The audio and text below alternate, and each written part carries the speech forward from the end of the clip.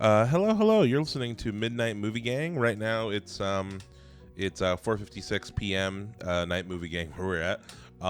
This is a show where we talk about cult cinema, genre film, lesser known kind of movies as a focus in general, horror, weird shit. We can swear, by the way. Swearing's totally fine. I'm LC, your host. I'm here with my boy Joseph. We're not in the same room today. Usually we record locally, but we're remote. Today's been a long day, and I just want to go order dinner after this. And today we're joined by Arthur from Cents Critic. What's up? Hello. I'm glad to be here. Yes, I'm Arthur, and popping in to talk about our movies today. And movies that I have lots of love for, and I'm really glad we got to discuss this because I feel like it's very underrated. I would say quite underrated. Yeah, I'm definitely glad I watched it. Yeah, no, it's got a lot of great things going for it. I finished it today. Last night I started it, but I fell asleep, not because of the movie, but because I was tired. And I had to finish it today. There's a lot of great things to talk about with it. A few hours ago. Yeah. So before we get into the movie, Arthur, tell us about your podcast, your love for movies, kind of your background. Tell us a little bit about yourself. Sure thing. So, again, I'm Arthur Howell. I'm the host of Cents Critic, a podcast that I have been running for over 3 years now, which feels surreal, I must say. Nice. And congratulations. Thank you. It's just 3 years and just keep getting running forward. And I do love podcasting very much, and specifically on my show, I use that platform to talk about movies, books, and TV shows. I'm not really sticking to any specific genre, any specific type of storytelling. It's more just like a whatever I want to cover, really. I feel like I have a pretty omnivorous taste that way. It's an art form. That's awesome. Yeah, just Do you feel like you have a particular you have one format that's like your kind of favorite go-to? Like, would you consider yourself more of a book person, more of a movie person, or literally just like give it all to me? It's really just give it all to me, because I mean, just with okay. Movies, books, and TV shows, I have such huge favorites across all of them, and for all just the different facets of how you experience storytelling through a book or a movie or a TV show. It's just something that I can appreciate all of the different facets of those formats. Awesome. That's great. Yeah. No, I wish I need to read more. I've been trying to listen to more audiobooks lately. I just have no attention. Audiobooks. I love audiobooks. I've tried to read two novels in a row, and I'm just back to reading Watchmen again. I need pictures like a little kid. Yeah. Right now I'm making my way through the Dune books slowly but surely. Audiobooks. I've read the first two Dune books. I really and I want to keep the journey moving forward. Yeah. No, I prefer Dune Messiah to the first. Interesting. To the first one. Oh. Honestly, the one I'm most excited to see how Denis adapts that into a movie. Yes. But that's a different episode. People at home, if you want to listen to our Dune episode, go ahead and do that. So let's start talking a little bit about shit. No. Not shit. A bottle. We can talk about shit. Let's we can. Let's talk about Midnight on Midnight Movie Gang, the perfect title. Midnight is a 2021 South Korean psychological thriller film written and directed by Kwon Oh-seung. I'm pronouncing that right. And Arthur, you recommended this movie to us. Neither me or Joseph had heard of this movie. Went in completely blind. I feel like I feel like as far as Korean cinema goes, we kind of know the. We know the big ones that escaped Korea. Your Parasites and your other films by Bong Joon-ho. Yeah. Your Old Boys, all them. And Arthur, tell us how you first came across this movie. Is there are you particular into kind of Korean films like this? Tell us your history with this movie. Well, Midnight. I wish I could remember specifically how I found this movie, because I can't remember. Did I find it on Twitter? Did I find it on Letterboxd? I can't remember that specifically, but I do just generally remember finding it during this phase back in 2022. 2022 was generally a big year for me, just going through in general. Just discovering movies, just really diving into more and more movies. And so 2022 was a big year for that. And then 2023, that was when I first saw Midnight. And I remember specifically it was in February of 2023, first saw it. And again, I do remember when I first heard about it, I was like, oh, apparently it's underrated. That's what I heard about it. It's underrated. Apparently it's very thrilling. I see you can watch it at a time. I think it was on Tubi and Prime Video, I think, if I recall correctly. And then I ended up watching it. And then it was like, holy crap, this is amazing. And I'm really shocked that people have not talked about this more. And then after that, I ended up rewatching it in July of 2023 with my ex in order to show her, hey, because, my ex and I we would watch movies sometimes, and especially movies that I would try to show her, see if she likes them. And with Midnight, held up for me and for her. She also really loved it. So it was great to introduce someone else to the movie. And now for the third total viewing, I've dived back into Midnight for this podcast collab. And again, still holds up so damn well. And I feel like there's something about the experience when I first saw the movie where it was just so deeply thrilling. Like, it got my heart racing. It was anxiety inducing. I think that does dampen during the rewatches just because I know what's going to happen. That being said, there's still a whole bunch of tensions that I feel, even though I know what will happen. And even there are some scenes where it's like, oh, I forgot that happens here. And that does amp up the fear in my heart. It is very effective tension, like all the way through, from the very beginning to all the way to the end. Man, you really feel that like helplessness. Like, I think one of the main themes the movie's trying to like touch on is just like to be like this kind of like in the society that she lives in, that these women live in. They're just like they feel completely helpless in these scenarios, like that.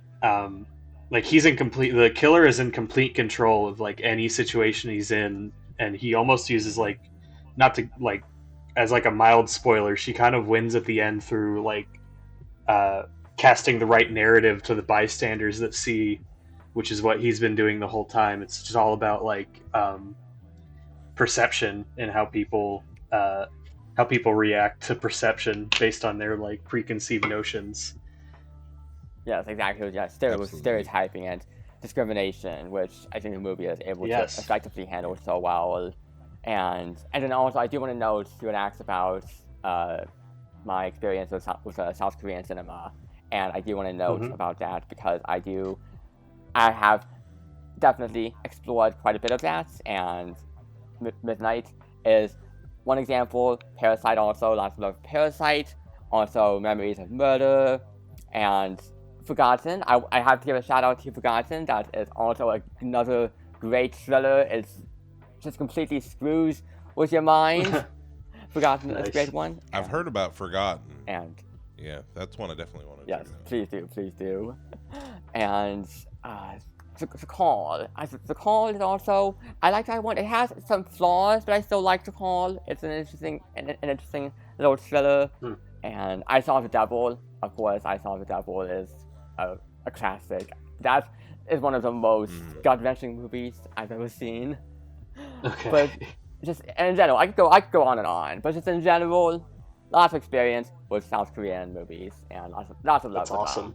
A lot of gut-wrenching work coming out of that country. Yes, gut-wrenching, gritty, dark. Yeah. Like, you want to plunge into these movies. Our first episode was Old Boy. Yeah, that's true. Old Boy. The first episode being Joseph. I've not seen that in years. I had never seen before. Oh, you never saw it before, LC? Okay. I hadn't seen it before we did the episode, and we did the episode was we compared the original Old Boy to the Spike Lee American remake. And okay. Which is awful. It was terrible. I've never seen. Movie, terrible. Never seen the remake. No, the remake sucks. No need to. Yeah, it's worse in every single way. But the OG is great. It's definitely OG is great. Yes. Oh yeah, absolutely. The OG is great. it's definitely a big example of something that I wholesale believe in, is that like the concept of something itself, like the idea of like what in terms of movies, really, like you can have like a concept of like, oh, it's the exact same story, the exact same thing happens, but it's all about the execution of it. And just the fact of the matter is, like, the original film, just like like everything from the acting to like the editing to the like the musical cues, the sound design, like all contributes to like making, you know, the twists and turns and like various terrible things that happen in that movie just impact more. But in the American version, they just take all the heat out of it. Yeah. They hired Spike Lee as like a gun for hire director. It's really weird. Yeah, it sucks because I love Spike Lee, and it's just very clear that like he was not a passion project as a hired gun. But I wanted to say about the about Midnight, something that there are a few things about the movie that I feel like hit at like really core fears. Yeah. That like I know that like, man. Like one is just the idea that like something that like I've experienced in my life is as far as like the idea that somebody is lying about you, like that, like they're like you're trying to make an accusation in a crowded place and nobody believes and that you. happens like 5 times. Yeah, no, and like that, just that idea that like no matter what you can do, like from an outside perspective, like, oh my god, this like looks so bad, like, and that's like what a lot of the tension is kind of built around. Like a lot of the ways the bad guy gets away is like the public perception of what's actually going on. It just like isn't the truth, and just like the way that this killer manipulates people is just really. I really like this villain a lot. I noticed a lot of like. Doshik, oh my god, Doshik is so silly. I think he is one of the most terrifying and intelligent serial killers I've ever seen on screen. He reminds me a lot of Patrick Bateman. Like he's like this very accurate depiction of a psychopath on camera, where it's like there's just nothing going on. The only real emotion that they feel is like anger or frustration that they're not getting what they want. And they can just turn emotions on and off because it's all just a facade. It's scary. He's a really scary character. And they thrive on just feeling the thrill of wielding power over their victims. And it's just all it takes is a person who's really good at like predicting how people react, and just he's like engineering every situation he's in. He's manipulating the cops, he's manipulating bystanders, he manipulates the victims, and he's charming too. He's very charming about it. He's charming, and he's able-bodied, and so when he's trying to chase down a deaf woman, then of course that exposes the ableism that's baked into the society that's going to look at this woman. And like, oh, well, you're deaf. Well, you're not as capable of taking care of yourself or providing any information. We're going to rely more on this able-bodied man for the info, for the it's like trust him. The button that she hits to like alert the cops is like it just doesn't work because she can't respond to the cop who's talking over the intercom. Like it's just they didn't even consider if someone was hearing impaired. She just feels helpless. That was one scene where I was thinking like she like they can see her on the camera. Memento, although she's deaf, so she isn't hearing that they can see her on the camera. I was about to say, never mind that. Yeah, that's true. It's not built in. Again, the ableism is built into that. It's not designed for deaf people to use, which is really dangerous. That whole system is great and conceptually, but you're not designing it with all people in consideration. Yeah, exactly. No, it's really smart. It's thinking about like a lot of, because it's not just how society is only built for a certain kind of person, and if you're not that kind of person, you just feel like helpless in these situations. Like, what do you even do? If they're just defaulting to believing another person over you, but it's just scary. It's just a scary premise in general. Yes, and it's amazing. I find it amazing that Kwon Oh-seung, who's the writer and director of this movie, where's the rest of the work here from this filmmaker? Come on, we need more work. We need more good work here. Come on. Absolutely. Oh yeah, so he directed this, and then he's got another movie coming out called Trigger. Oh, it's a TV series. Okay. That he's working. Yes. And be directing an episode or two. Interesting. So he hadn't made a movie before this. This felt Correct. very low budget, I will say. Yeah. It's amazing that you just launched. You just launched with a debut like this, like Midnight. Yeah. That's pretty cool. That's impressive. Yeah. Let's start breaking into the plot a little bit. So this movie opens. I really like the cold open of this movie with it starts with a woman. Her cab gets stolen.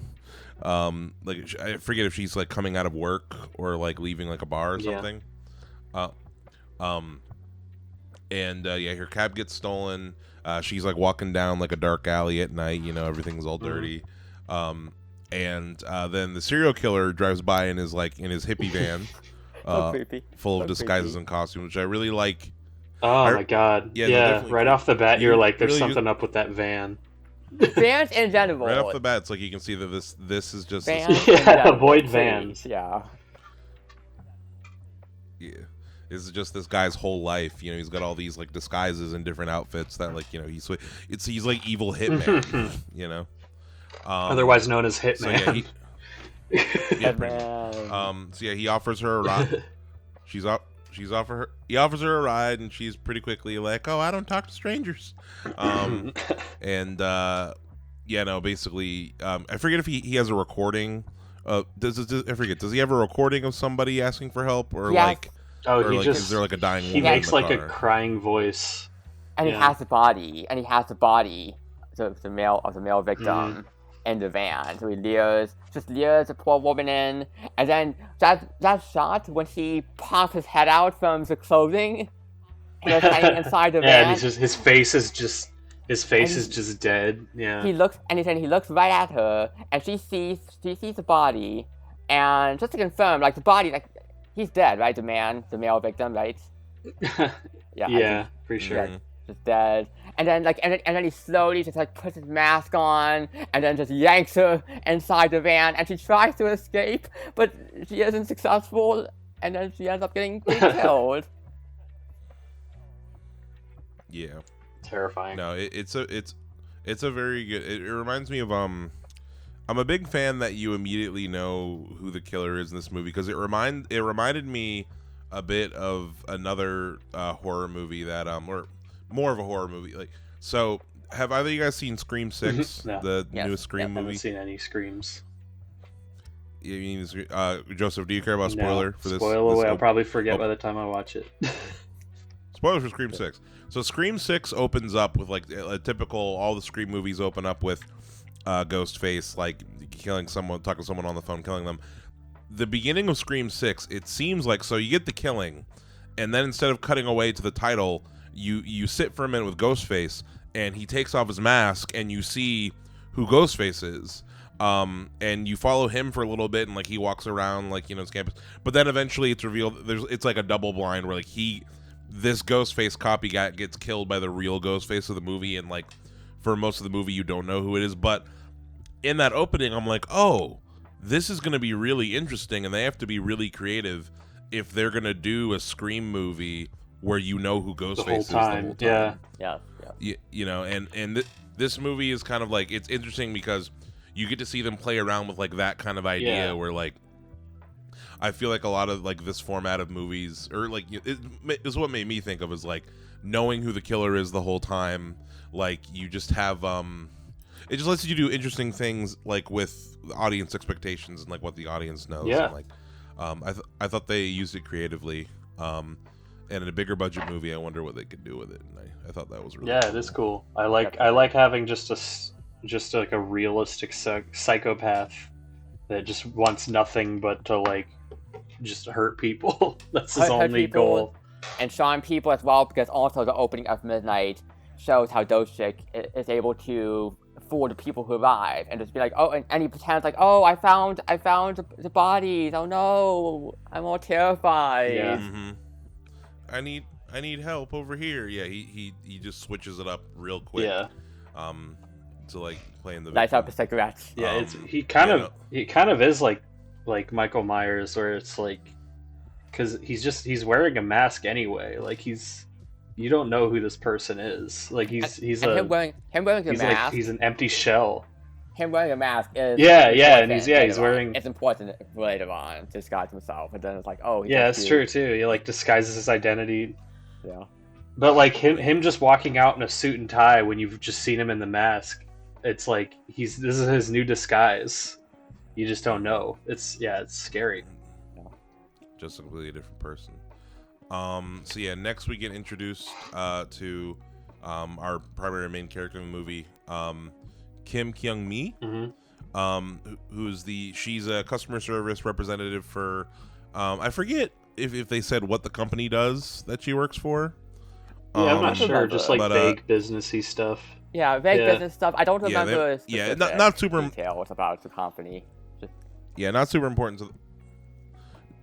Not super important to the plot, but she's specifically like a sign language call center. Yeah. She's on camera, like helping with other rude customers. Yeah, dealing with assholes. Deaf people can be assholes too. And it feels so realistic that way. Like, and for her introduction, it just really gives us a great insight into her character and how she's not gonna put up with shit. You know what? If you're gonna be rude to her, she will stamp her foot down. And it's even funny. Like there are bits and pieces of this movie where it does slip in a bit of dark comedy, and there's even like some middle finger when she puts up the middle finger and responds to the caller. Yeah, and that comes back. Her own middle finger. Yeah, and that all comes back too. It's all reincorporated. Absolutely, it all comes full circle. So we're introduced to her. I believe before we're introduced to the mom, there was a scene where like her boss is trying to convince all the other like women who work at the office to have dinner with the clients, to try to schmooze people, and like nobody's having it. But she agrees to go have dinner with the clients, and they are being rude to her, being misogynist. Yeah, right in front of her. Dicks. And that's like they don't think that she can understand, so they're just saying all the horrible stuff they'd be saying if she wasn't around. But she understands all of it, but they don't speak sign language, so she can talk to them too, and they also don't know what she's saying. It's really clever. I love that. Again, it gets some laughs out of me, in a movie that is generally quite dark, and I'm pretty sure she's the only. Yeah. It looks like she's the only deaf employee at this company, or at least in her department, right? It looks like it to me. It seems that way. Yeah. Yeah. Yeah. It doesn't seem like she in the scene where like all the other representatives are there. She isn't signing to anybody. She's only communicating with the text on. Yeah, having a deaf protagonist is a really interesting idea for a horror story. Yeah, another movie that does it. It's funny enough, we were just talking about this movie the other day, Joseph. That's something that I think A Quiet Place does really. Just thinking about another movie that has one of the main protagonists in the movie is deaf, and how like they use it to show like when it's from that character's perspective, we're also silent, and there might be certain threats, certain things going on in the background that she's not aware of that we as an audience can add to the tension, because you're like, no, get the fuck out of the way, you can't hear shit. Oh man, there's a scene, we'll get to it later, but there's a scene where it's just like, imagine there's a killer in your house just walking around and you just have no idea. Yeah, and you can't hear. So that the scene with dinner happens, then we get introduced to her mother, her sweet mother. Very nice, likable character. Yeah. We don't get her name. She's just mother. Yeah, Kyung-mi's mother. Okay. Who she has been working really hard at her. I forget. She works like a textile, like a sewing. Yeah, like a tailor, tailor shop kind of thing. Yeah.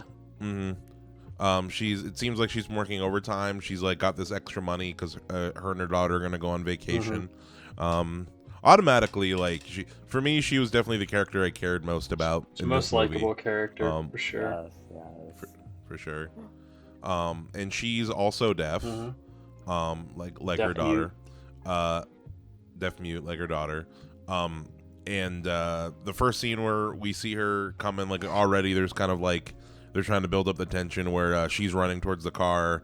There's a motorcycle coming, and her daughter. Oh, and I love, and her daughter can tell that it's coming because there's pretty clever use of like just little wave like sound like visualizers basically like in her car. This kind of stuff that the stuff that she needs like in her everyday life just to like be able to drive and knowing that someone's at the door.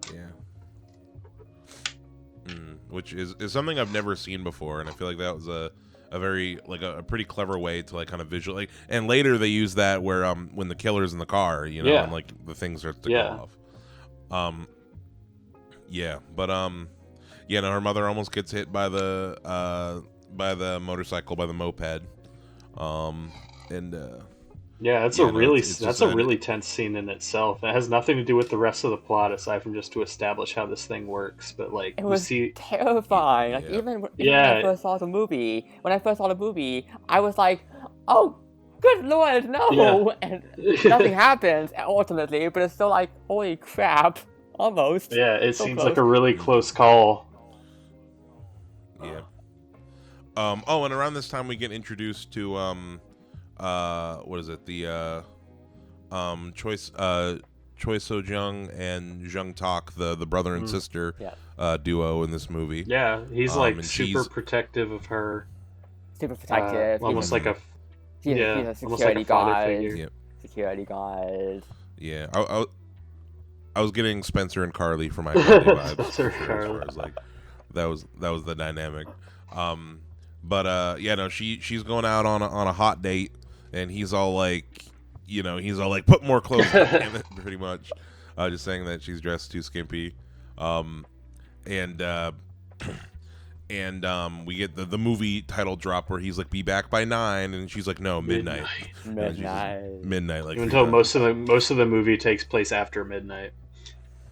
Yeah, probably. Like, they never make a big point to show the movie should be called 2:21 a.m. It's like 3 a.m. by the time they get back to the house, and that's like at the halfway point in the movie. Dressing on through the night. Yeah. Yep. And already, like her brother is like super overprotective, we learn I didn't catch it I have to rewatch it, I guess. But we learned that he's a Marine, or he was a former Marine. Former Marine Corps, currently working at a security company. That's what it is. So he's not to be messed with, as far as that goes. And then I think, what is it? The first thing that happens. This is the point where I think the main character Kim Kyung-mi, she drops her mother off at home. She's walking down the alley, and the killer, I forget, is it the killer starts chasing the mother, right? So what happens at this point? I think the killer is chasing the guy's sister, and he thinks that he can't get her because there's I don't remember anybody's name. I'm sorry, but he thinks that he can't get her because this older woman is here. Okay, because I'm trying to remember specifically this part, but I know the mom was here, and then Doshik was chasing one of them, and eventually switches over. Yeah, he's and then he realizes that she's deaf, and I think that he turns around and chases after her, which is one of the scariest images in the movie. Is this man just sprinting after this woman in a dark alley? Yes. Yeah, because he basically smells the weakness. Yeah, exactly. Like, or at least like he smells what he perceives as weakness. And like he just immediately goes after it. But the first person that he gets is he does attack the sister, and has her hostage for most of the movie. Then I'm trying to remember exactly. In this first section, there's a scene where he's chasing after the main character. She's trying to protect her mother, she escapes. They have a scuffle. Trying to remember this. Here's the thing: the first half of the movie I saw yesterday. The second half I saw today. So like the first half is what's blurry in my head. But let's just talk about some of these particular scenes. I really love the scene where and this whole time the brother is like his sister still hasn't come home yet, so he's like starting to freak looking around out. for her. Yeah. Understandably. He has he has a brief encounter with the mother character, which kind of establishes like which becomes important later. And then the first like scene that I remember that like being particularly good. We mentioned it already, but the scene where they set off the alarm, like the police, the emergency line, which it's funny because like I've only seen in America at least I've only seen those like on college campuses, those alert towers. I don't think I've ever seen this one. This is a dangerous neighborhood. I don't think I've ever seen one in person, like in my area. Yeah, they have them. I remember my college campus had them, and there was a big. It was a big thing. There was like a tour, like a college tour that had like a little kid was on the tour, and he just like hit the emergency button, and like all of them all over campus went off, and like there was SWAT came. It was a whole disaster. But yeah, no. So like they're under this light. The cops are trying to talk to them through the tower, and they're just not able to hear. Which, yeah, that was something that when I was watching, I thought was a plot hole until I thought about it. Where I was like, why can't you just like wave at the thing to let them know that you can hear them? And then I was like, no, they can't hear them. Like they don't even know that someone's they don't even know someone's watching them or anything. Exactly. Yeah, they're being chased by the killer. But yeah, at this point, the killer is in a mask and cap, so they can't. They weren't able to tell it was him. And he comes up wearing a suit. He's wearing a suit and like a briefcase. All polished up. And they don't recognize him. Polished, and he comes in and he looks like he can provide assistance. And it's just like, no, you do not trust this man. No. And even I do want to point out before the scene actually there was another scene that I love. It's the one where Doshik is chasing Kyungmi through the garage, and that whole sequence I also really love. Oh yes. Even like when he pops up in the car that he tries to escape in, and it's like when he pops up in the car behind her, it reminds me of the van. When he pops his head out from the closing in the van at the opening of the movie, and then even the way he says to her, "So your ears are clogged, not your mouth." And just like the way he says that to her, it's just so like it makes me feel gross. Like it's creepy. It's real creepy. Yeah. Real gross. Like just such a real slimy way of putting it. Yeah, no, for sure. That was definitely a really creepy reveal, for sure. And like I said, they made really good use of the little sound meter there too, because like you know that he's there before you even see him. Yeah. But yeah, so he escapes there. Yeah, and then so he claims he's like dressed in a nice suit. He claims to be looking for his sister. Looking for his sister, who in actuality is his victim. Yeah, no. So like he's trying to get them alone, but they want to go to the police station first, and he's still like lying this whole time. And then while they're at the police station, long protracted scene at the police station. We're here for a while. Yeah, well, yeah. Pretty much the second act of the movie is the police station. Really, now that I think about it, like it's kind of the like where everything gets revealed. But yeah, no, the brother shows up at the police station looking for his sister.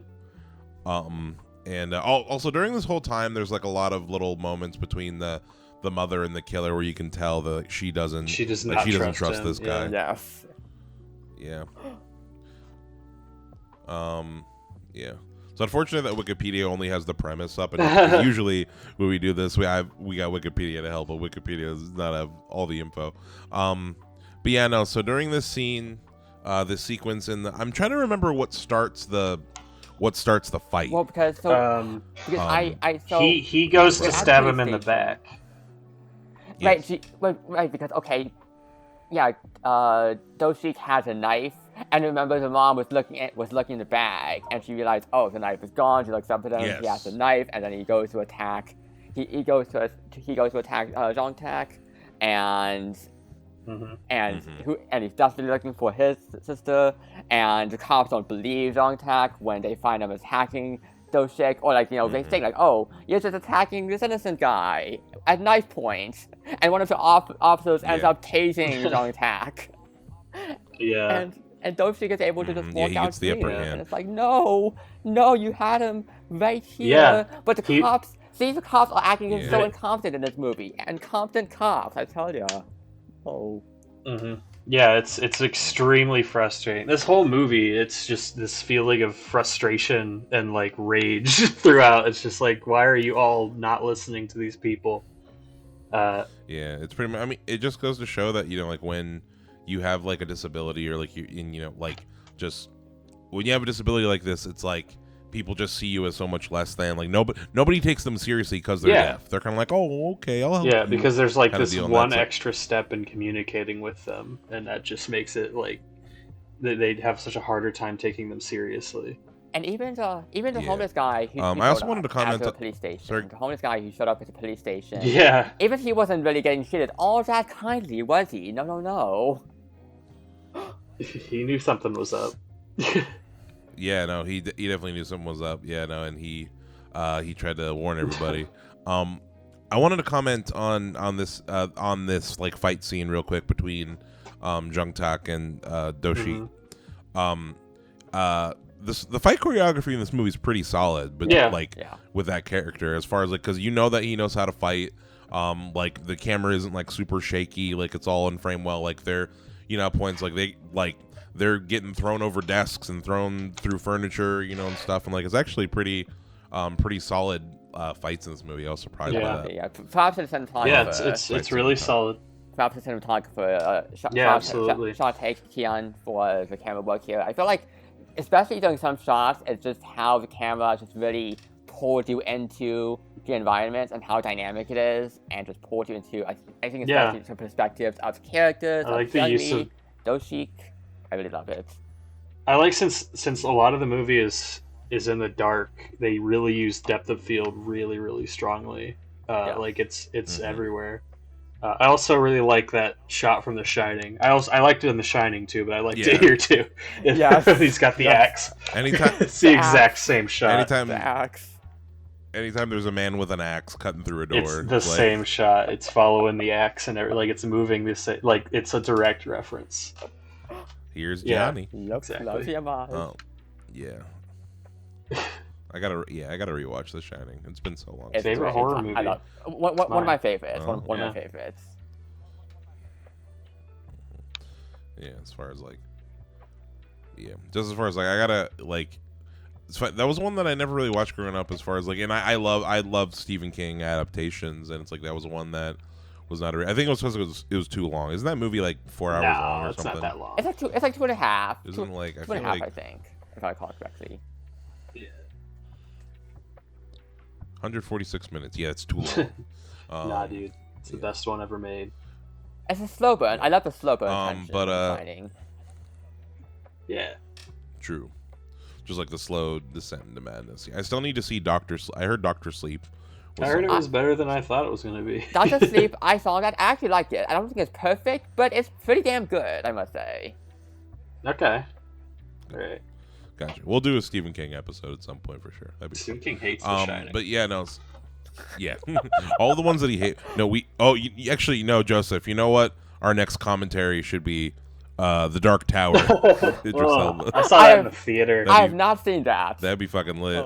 It's bad.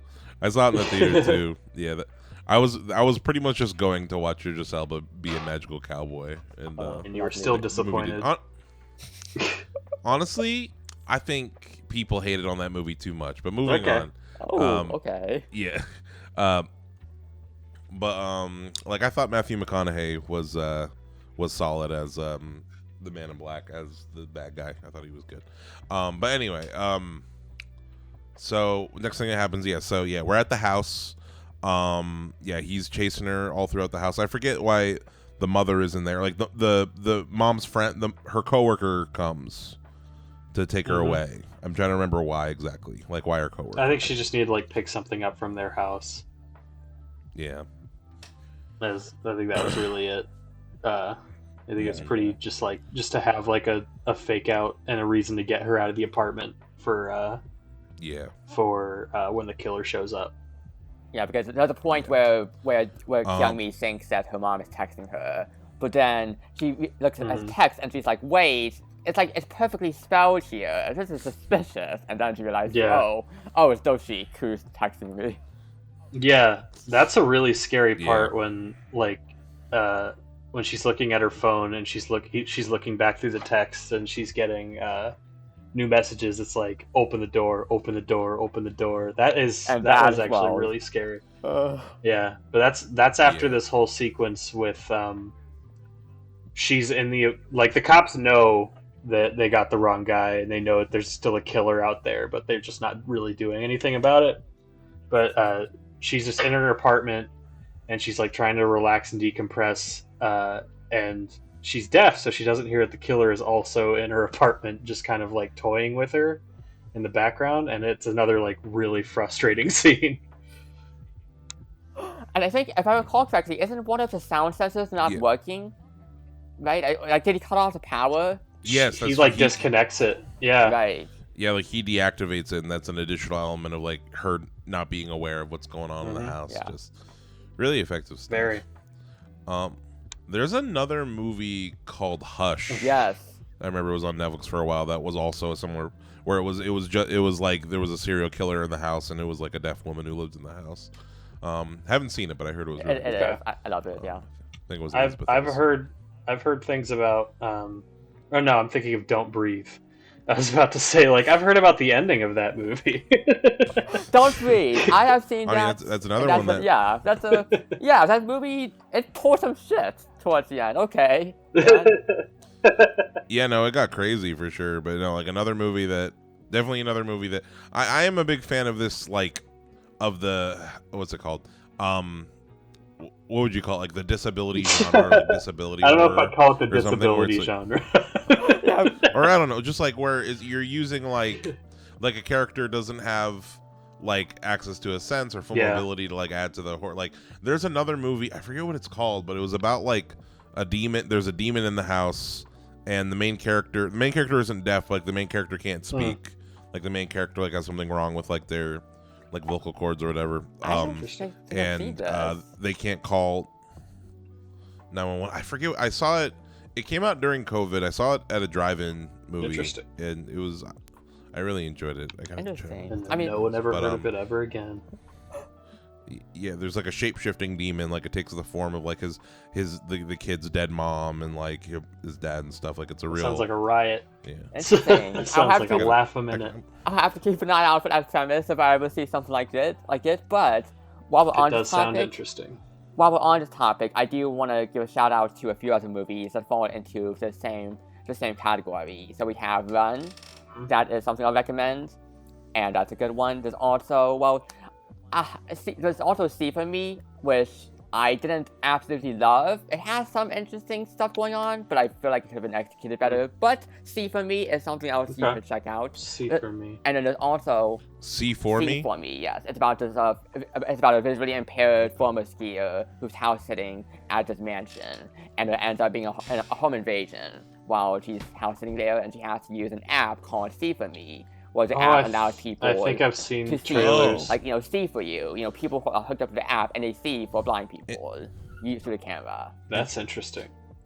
And it's really interesting. I don't love the movie. I wish it could have been better, but other people could still check it out. Maybe I know some other people are into it, and so that's one movie. And then there's also Wait Until Dark with Audrey Hepburn, and I enjoyed that one quite a bit. That's a good one. Okay. That's about a blind woman who's again having to fend off against home invaders and thieves. That sounds really interesting. Interesting. It's a whole subgenre. Yeah, and it's a really good scene in this movie. Yeah. So the final bit, she's being chased through the streets. There's a lot of this movie is people running through streets at night. It's so so tense. Scary streets. It's so at night. tense, and I love how the movie builds up. It builds up the pacing, the tension. It's always it's just very smooth in that fashion. It always keeps me terrified, I really do love that. Mm-hmm. I don't think the movie ever really truly slows down. Really, I think it always. No, it keeps the tension ratcheted it keeps up. moving. There were points. Yeah. I think my main critique of this movie is the pacing. The pacing makes it difficult to figure out where exactly you are in the movie, which I guess is useful for a thriller because you don't know what's going to happen to the characters. But at the same time, it was like, man, this still got like half a movie left. This feels like this was like ramping down when we got to the police station, but there's still half a movie.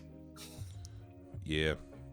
I mean, all my favorite stuff did happen in the latter half, though, I will say. I like the way it ends. Same. I'm also a big fan of the Yeah. ending. I want to say there's a great scene here where probably my favorite scene in the movie where it's like the killer. So the killer has our main character like cornered, and the brother shows up. Jung Tak shows up, and like he's trying to be like, "Where's my fucking sister?" And the killer gives him a choice. So like, I'll tell you where your sister is if you leave this girl here for that. me. I think was could the save most this girl. interesting, like gut wrenching part of the movie. Like this Yeah. is what you'd probably market it on. Is Yes. like you give real solve. you The give this character a Wally choice. Gray. It's like, Wally listen, Gray that is. I know you want to be a good guy here, but like, how good of a guy do you want to be, or like, how badly do you really want to save your sister? Like, who are you really in this for? And it's The trolley problem. it's energy. so ruthless. Yeah, I think it was. the poor dad, so ruthless. Yeah, it made me think of like, it's like, is this movie trying to talk about like the only way we can actually like all get along better is if we look out for each other regardless of like how we know each other. It's like just actually stick together to make things better for everybody, because he does come back and that's his arc, but it is gut-wrenching to see him be like, yeah, I'm obviously gonna go for my sister. You're a bastard for making me do this, but yeah, I guess you can have this this random woman I don't know. Oh. Yeah, no, real tough scene to get through.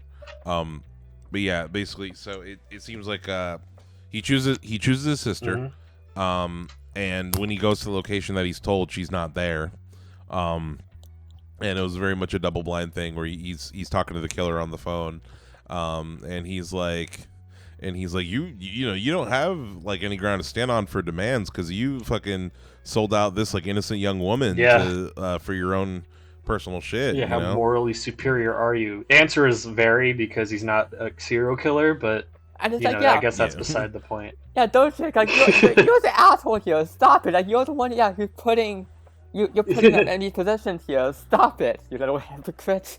Yeah. Mm-hmm. Absolutely. Yeah, and then there's and then there's a pretty good fight scene. My favorite, probably a pretty good fight scene in an alley between Doshik and Jung Tak, where he's like doing some wrestling moves with this fucking dude. Like right before, before that scene, there's a scene where she breaks down and like speaks through.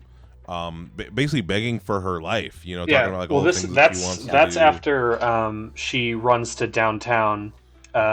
Yes, and she thinks, you would think that being surrounded by a bunch of random strangers would make you safer if you're getting chased by a serial killer, but they all just assume she's crazy because she can't really speak clearly because she's deaf, and she's holding a knife because she's scared of this man who's chasing her, and he just very quickly like, oh, this is my sister, she's crazy, I'm trying to get her under control. And they all trust him. Yeah, they all he very trust quickly him. has a play.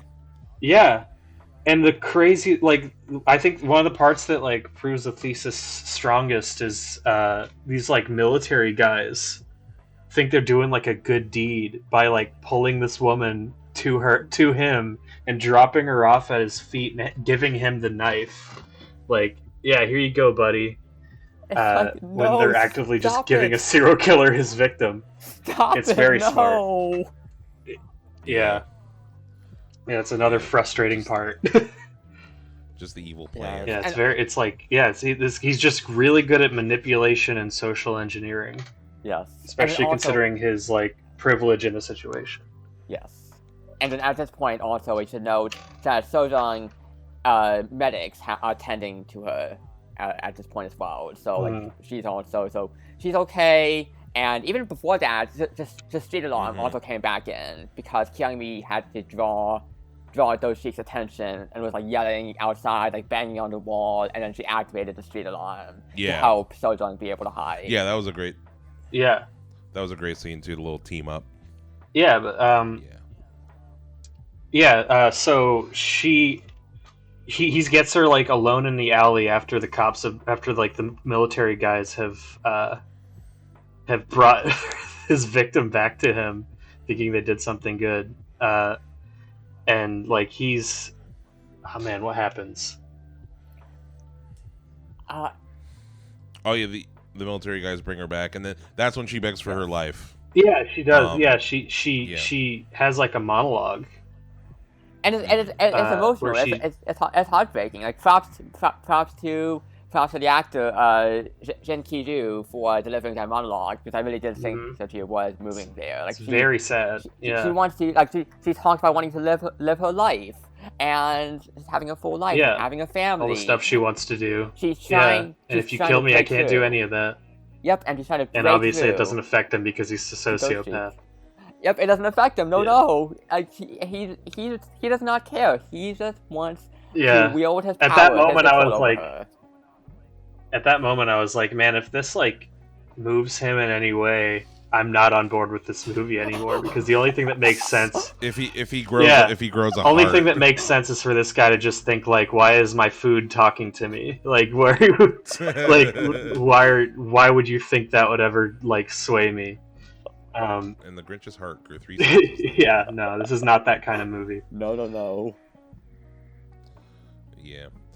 So he's about to kill her. Like, he's not dissuaded at all, really. And then, so then Jung Tak shows up. They have a pretty sick WWE wrestling fight in this alleyway. He gets his ass. He chokes him out. But then they turn their back on him and he wakes up, which is like, no. What do you think was going to happen? Don't turn your back, please. We get the killer always comes back. we get the killer always comes back. Always. And he overpowers the brother. Which is here's one of the moments I'm most critical of in this movie. He overpowers the brother. Brother stands up, and he's like, you know what? Fine. Because like he finds out that her mother is also like downtown looking for her, and he's like, fine, I'll just go after your mother. And he turns around and just walks away, and they both just kind of watch him walk away. It's like he's right there. Tackle him. Like, what? Yeah. And he gets away like half of downtown, like they're like really far away from him. And it's like, what are you doing? They ran out of budget for another Yeah, I scene, guess. so like, we gotta wrap the movie up. It's like, I understand the thematic need for him to like corner her mother, but like you're just gonna stand there and let him do it, I guess. Yeah. And then we get to the little climactic final kind of showdown between Kim Kyung-mi and Doshik. So she runs at him with a shard of glass, and seemingly try to stab him. But she's got a bigger plan where he's like, you missed, and she's like, I meant to, and he moves. She has it staged. She moves his hands. He has it staged where. Yep. Where it looked like he stabbed her, in front of just a huge crowd of people who are all watching and recording with their cameras. Yeah, and he's just dumbfounded. Because like he doesn't know what to do. Finally, for the first time in the movie, he has lost the power, and dumbfounded. That is the right word. Because he looks around at the whole crowd, and that's he's like, the perfect way to put it. Oh crap! I don't have control over the situation now, and it's like what? Wait, what does he have? Like a glass or a knife, something like that. Some sharp instrument, whatever he has, and he's just waving it around. And he's just like, no, it's not me. I didn't do it. No. You don't understand. Yeah. In every scene this character's in through the whole movie, he's in complete control, and that's like his whole character. And this is the one time he's just like, I don't see a way out of this situation. And he loses control, and it is very satisfying. because she's now one public perception. She's manipulated the crowd into being on her side now. Yeah. It's very smart. And she gets to sign at him, and she's like, fuck her, like, you deserve this. And she signs that, and she gives him the middle finger. Yeah, she flips him off. Yeah, it's great. And that just pisses him off so much. And he tries to launch himself at her, but then the police shoot him. And the thing is, even after the police shoot him, he doesn't even go down immediately. It takes a while to stop him fully. Even with the bullet wounds, but then Jong Tak ends up rushing in to take him down. Just tackles him to the ground. He gets shot. I kind of was upset. I didn't want to see him die. I wanted to see him have to answer for all of it. But I guess this is a more satisfactory in the short term. So yeah. Well, when midnight 02 p.m. midnight 02. That's genius. He'll spring back like fucking. It's called 1202.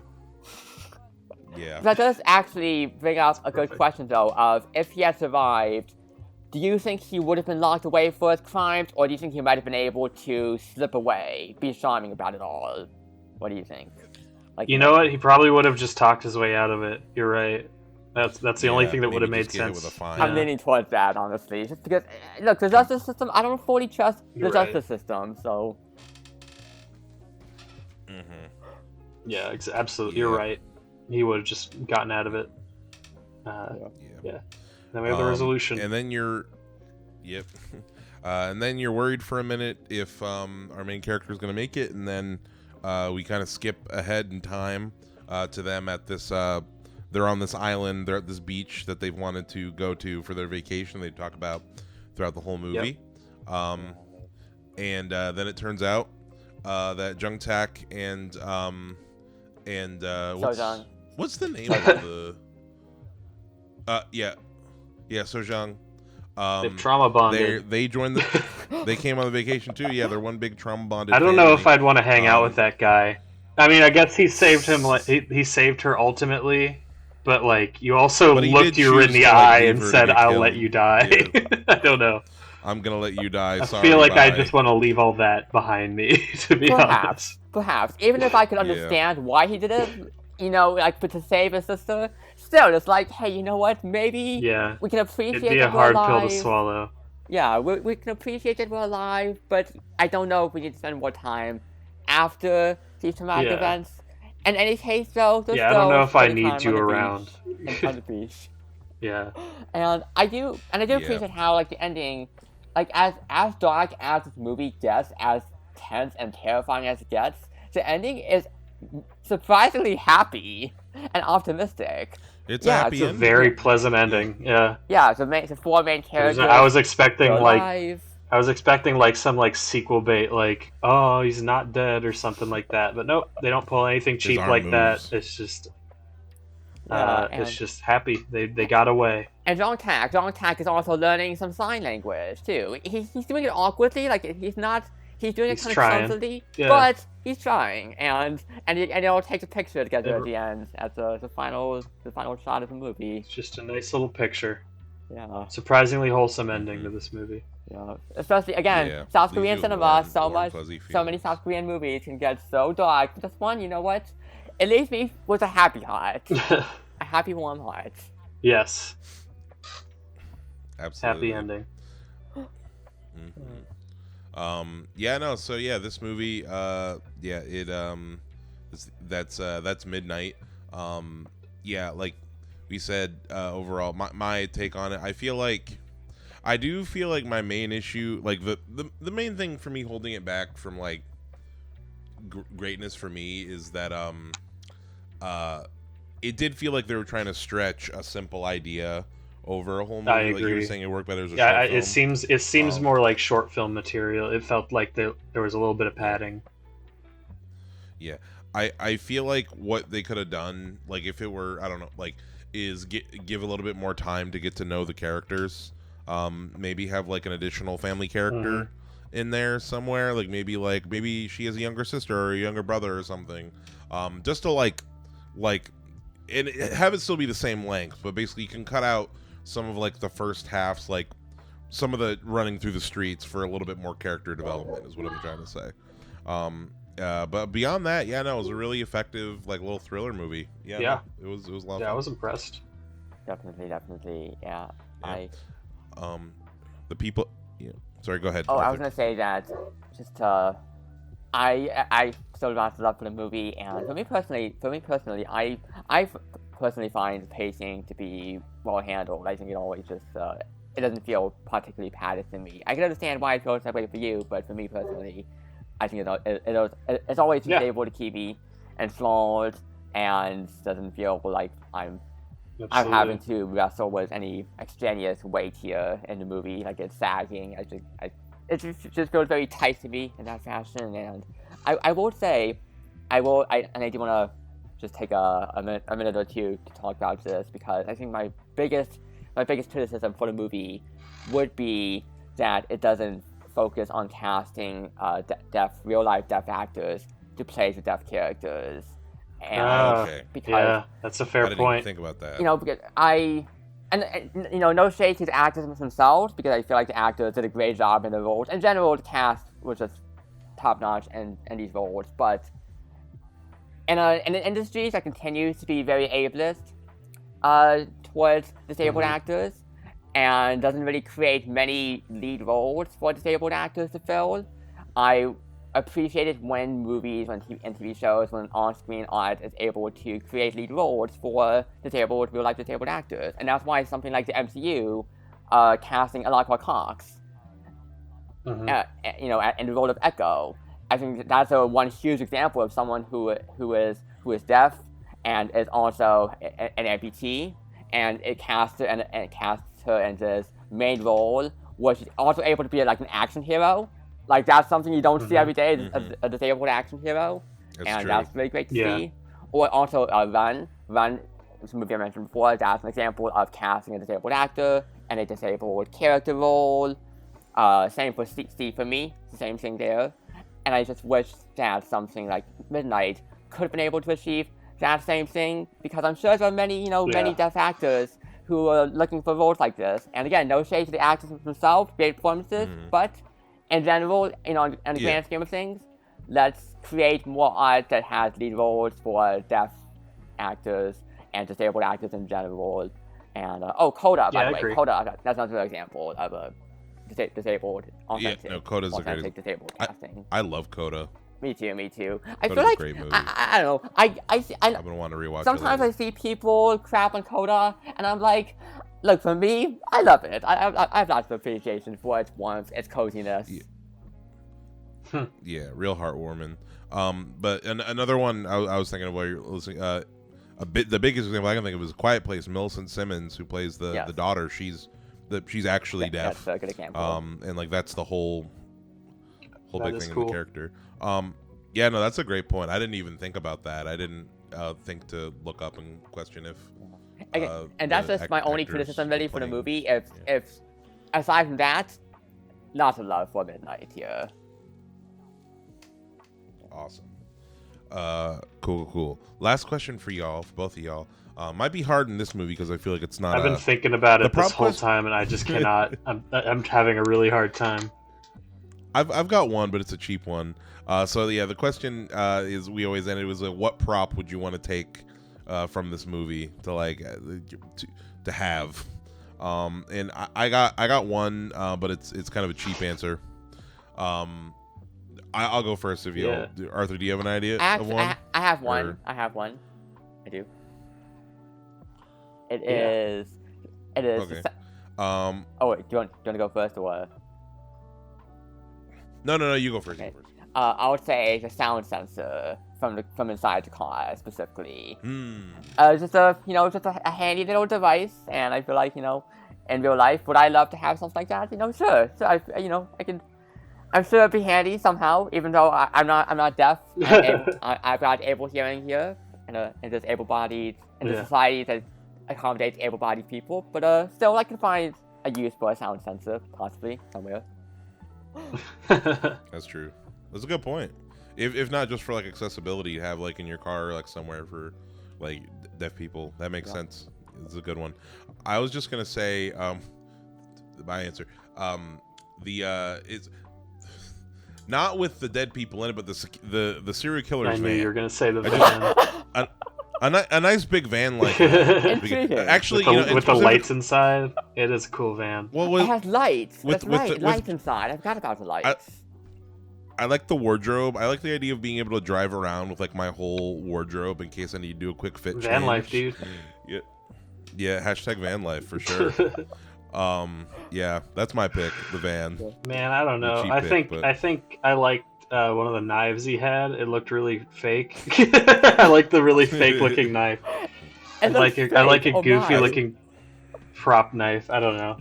That's my. Joseph, I thought you were gonna say the axe. You know, I was thinking about the axe. axe, but Me at the end of the too. day, I was the thinking about axe the is axe.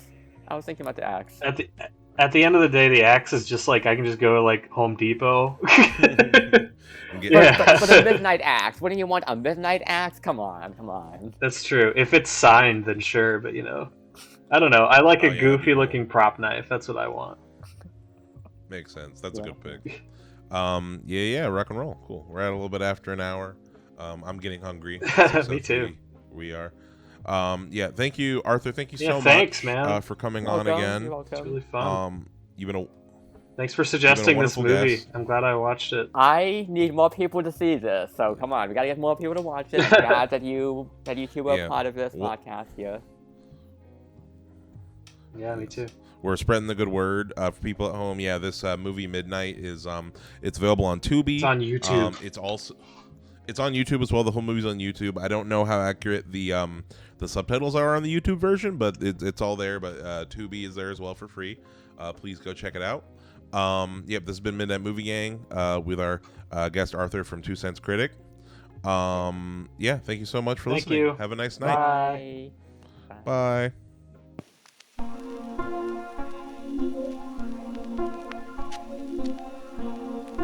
So, here we go.